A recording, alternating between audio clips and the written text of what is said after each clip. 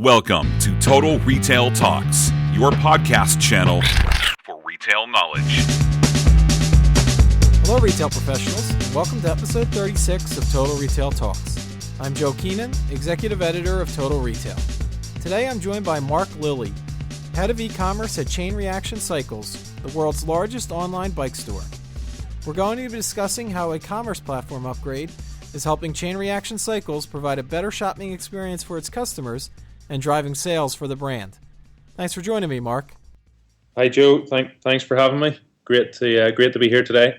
So, Mark, why don't you tell me a little bit about Chain Reaction Cycles? You've on the now Qubit platform. Can you talk about the shopping experience prior to starting on the Qubit platform? What may have been lacking, and then kind of led you into the decision to choose Qubit? Joe, we've always been on an e-commerce platform. The web is our main presence, and a constant focus on making that shopping experience as good as we can for our customers. So it came to around this really through 2014, where we knew we had re-platformed the Oracle Commerce, and we had a lot of the staples, a lot of the foundations in place, comfortable with our sort of browse and shop standard pages throughout an e-commerce site. But we felt what was missing was our ability to be really optimizing that experience, to be able to act on some of our data, and also to improve our data collection, to really make sure we were focusing on what was causing the customer pain, what issues customers had on the site. And that's what kind of attracted us. It's what made us go to market and start to look at what technology we could get to enhance our commerce platform to really enable optimization. Something that was attractive from Qubit from the start was their platform was more than just an A/B testing tool. Qubit's ability to sort of enhance our tool set, let's say, from both data collection and execution was what made them very attractive. So we initially from working with Qubit, it was about using that platform, using exit feedback. So we've got always on exit feedback, real voice of customer data to marry with our analytics data to allow us to hone in a bit better on where those customer issues are. And we also worked closely with the Qubit team. We kind of certainly then had a 50-50 partnership and would bounce ideas off each other. But the real goal at the start was about embedding process, getting the right technology, and then firmly cementing that optimization track. And by that I mean conversion optimization, really with two goals of increasing average order value and conversion rates, so improving revenue for the business, but also to add a second layer or another layer of validation that what we're working on from an experience point of view is having a benefit for the customer and also having a benefit for the business. So we knew we've got experienced people in the team. We've got a lot of cyclists within the business and a lot of, I suppose, the demographic of our customer. So we've always been built on being really close to the cycling market and sort of knowing the product, and like I say, really engaging with our customers from staff that participate in the sport themselves. But we wanted to move to be as data-led and data-driven as we could, and Qubit's platform fitted perfectly for that. You mentioned data then, Mark, with voice of customer data and its value. Can you talk about then, what are some of the types of data that you're collecting about your customers, and not just your customers, but visitors to the site? And then how are you using that, maybe an example or two of how you're using that data to personalize the experience for your customers as a global brand too? In particular, you're serving many different types of customers. Sure. So we've in general, we've got lots and lots of streams of data, and a sort of issue that the world is facing is not just single to retail, and with lots of streams. Traditionally, and our sort of biggest stream of data we look at from a digital point of view is analytics, and really the what. So our numbers, where's the traffic coming from, what pages are they viewing on site, where are they exiting, where are they bouncing, etc. As I mentioned, we We use exit feedback with Qubit. We've got a really strong customer service team here that we work closely with, who are answering calls and sort of in constant communication with customers at all times. We run user testing ourselves within our UX team here. And we try, and what Qubit's enabled us to do is to kind of be able to act on some of that data. The world's sort of in a place of, it is, your two weapons of choice at the minute are data and technology, and it's not always easy to collect the data. Making the right action out the back of it is sometimes the difficult part, whether that is through legacy teams, legacy structures, legacy technology, and through Qubit's setup of a data layer on page. So we've got real customer data on the page at all times. We can start to create experiments, picking that data up in real time. So coming on to a couple of examples, I mentioned the core goal from 2015 was about optimization, and that was really around enhancing the pillars of the site. So our product display page, for example, using data within our data layer to do stuff specific to category, do stuff specific to certain product, and really around pushing better messaging around scarcity and urgency, and sort of those global UX changes. More so recently, we are moving to a segmented and personalized, delivering segmented and personalized experiences, as you mentioned. And one we've got now is around product recommendations. So historically we've always had product recommendations on site built, let's say, from a manual algorithm that was maybe decided as part of the platform launch. So we would come up with some logic and then say relate categories. So we know you need pedals with a bike, tires with tubes, obvious product matches, sort of setting up, but really it's a manual setup that doesn't learn.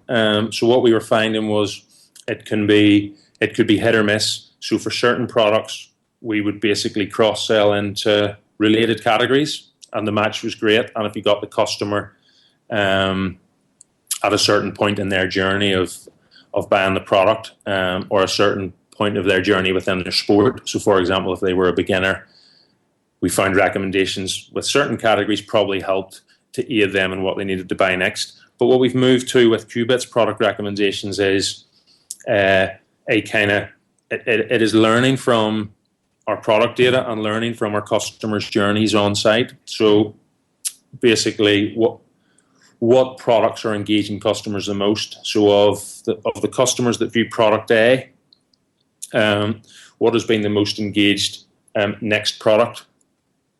And then we will dynamically serve products on that page that have caused the biggest engagement in customers, and that's constantly learning then from activity on site, and we're seeing real accuracy in the data. We're seeing some obvious mixes of product, but we're also seeing some nice sort of cross sell categories that you may not naturally put together as related.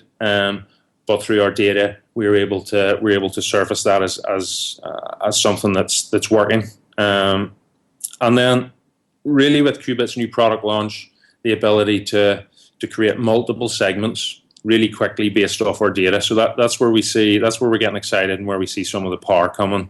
So what we will be moving into very, very, very quickly is we cater for 5 or 6 sports. Mountain biking, road cycling, BMX. We cater for the run and triathlon market, and we've got a large catalogue. We stock probably 500 plus brands. So within the platform now, we're able to create multiple segments. So it could be based off, we know you're a mountain biker and you're an enthusiast in your sport. So we'd like to serve you a different experience than the customer that we know is a road cyclist and is a beginner. And what I mean by that, by experience, Joe, is starting with a different marketing message on the homepage, for example, and then moving into serving different product, for example, on the homepage, directing you in a more suited way that is as tailored to where you are at that time. And when we also find different behaviours across device, so from desktop to mobile, customers in a different mindset, and trying to use our data and execute that data through Qubit's platform to be as relevant as possible is where we're going to try and get to. Yeah, and you mentioned, Mark, how critical it is for today's retailer to kind of find that happy marriage between technology and data, and specifically with chain reaction cycles, to optimize the experience on your site. You talked specifically about average order value, conversion rate is your primary metrics that you hoping to see improvement here from this use of the new platform. Can you talk about then, going into the new platform, what were the kind of the business benefits that you hope to obtain, and then what has the realization been since you've been using Qubit's platform?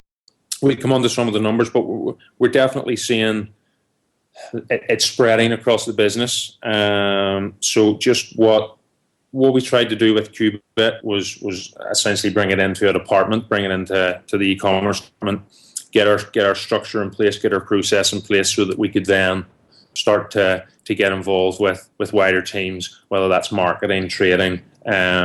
We've got a house brands team here as we build some of our own products. So how can we sort of get going, prove some results, and then start to really embed this technology stack further. So from just initial business acceptance and business understanding, we're definitely making good ground in that. And having the team excited and having the team have technology that allows us to execute experiments. So it's a real benefit, I'd say, from culture within the team and culture within the business of we've got all this data, we've got lots of ideas, and through creating these experiences, we can scientifically prove what's making a difference, and that's allowing probably people to come up with different ideas, trying to remove a bit of the fear of getting things wrong, and especially in our world, really fast-paced retail. And so we've got another benefit there. Let's say that it's becoming a staple of what we do. And of course, the main factor. So through sort of 2015, we ran probably 50 tests, 50 experiments from an optimization point of view, and we exceeded that was probably exceeding what we'd hoped to be able to run. And we did have significant increase in average order value and conversion uplift, depending on test. So we had some big winning experiments that we were able to act on quickly, and in collaboration with Qubit. We had some not so good tests, but some learnings out the side, whether that was actually we needed to come up with a better process of hypothesizing what was wrong, and then some things that just proved us wrong that could have been very expensive had we have gone straight to development. So what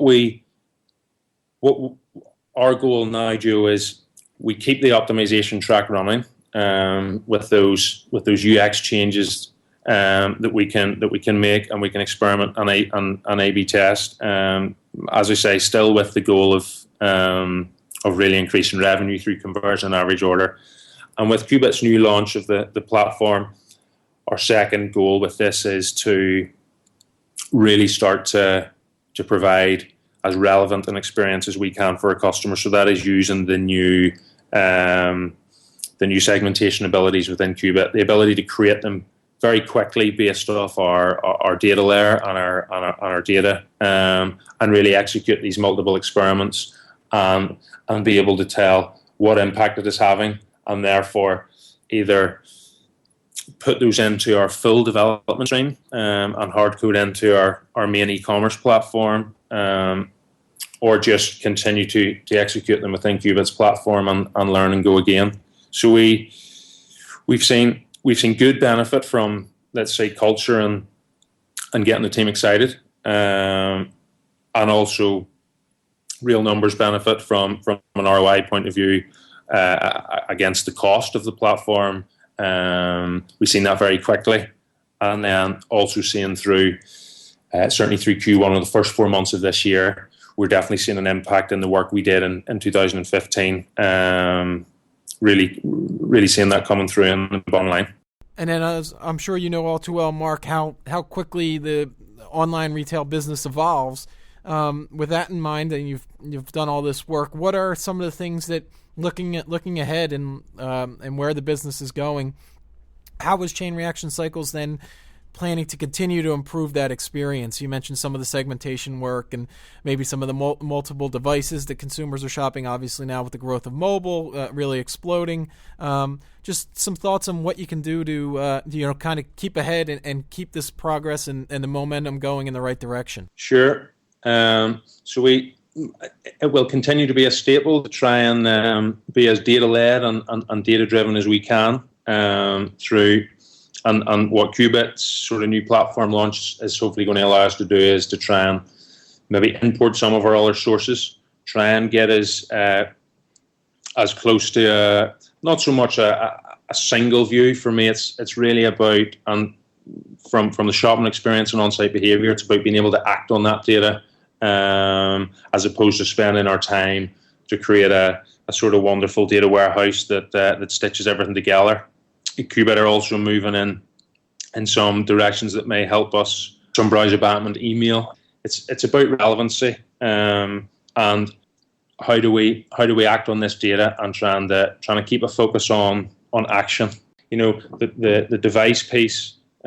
We're, as a retailer, now seeing in our core market in the UK, smartphone traffic, mobile traffic is overtaking desktop. And that differs for us across territory, but certainly looking to how do we really make sure we have the most relevant and the best experience on the smartphone for our customers. At that, I want to take this opportunity to thank Mark Lilley of Chain Reaction Cycles for his time. Please check out our podcast channel page, mytotalretail.com/podcast for show notes. Total Retail Talks is available on iTunes and Stitcher, but make sure to subscribe on our podcast channel page as well. Lastly, please follow us on Twitter at MyTotalRetail or on Facebook at facebook.com/MyTotalRetail. Thanks, and I look forward to you joining us on the next episode of Total Retail Talks.